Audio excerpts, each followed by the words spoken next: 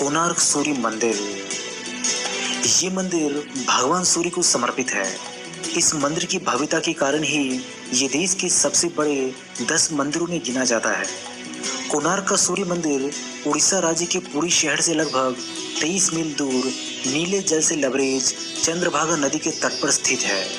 इस मंदिर को पूरी तरीके से सूर्य भगवान को समर्पित किया गया है। इस मंदिर की रचना इस प्रकार की गई है जैसे एक रथ में 12 विशाल पहिए लगाए गए हो और इस रथ को 7 ताकतवर बड़े घोड़े खींच रहे हो और इस रथ पर सूर्य देव को विराजमान दिखाया गया है।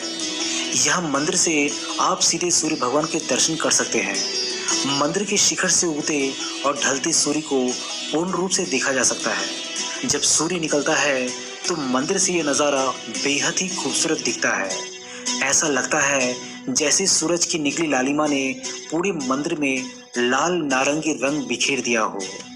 वही मंदिर के आधार को सुंदरता प्रदान करते 12 चक्र साल के 12 महीने को परिभाषित करते हैं और हर चक्र दिन के 8 पहरों को दर्शाते हैं।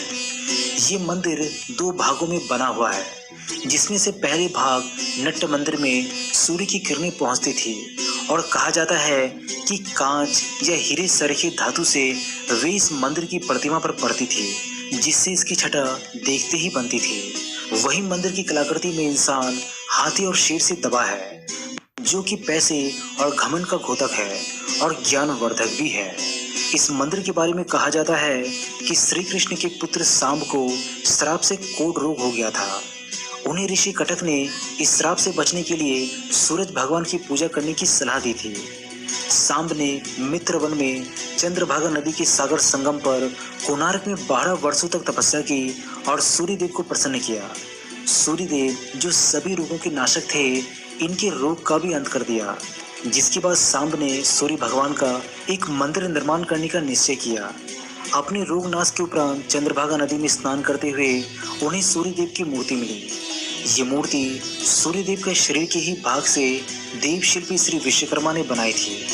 सांब ने अपने बनवाए मित्रवन में एक मंदिर में इस मूर्ति को स्थापित किया और तब से ये स्थान पवित्र माना जाने लगा। कोणार्क के बारे में ये भी कहा जाता है कि यहाँ आज भी नर्तकियों की आत्माएं आती है।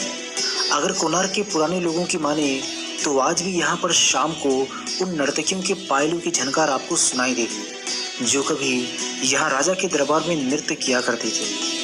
इस मंदिर का निर्माण एक सैंडविच के तौर पर किया गया है, जिसके बीच में लोहे के प्लेट थे, जिस पर मंदिर के पिलर रुके हुए थे।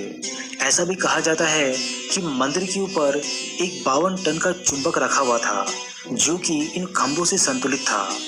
इसी के चलते भगवान सूर्य की जो प्रतिमा थी वो हवा में तैरती भी रहती थी, जिसे देखकर हर कोई हैरत में पड़ जाता था।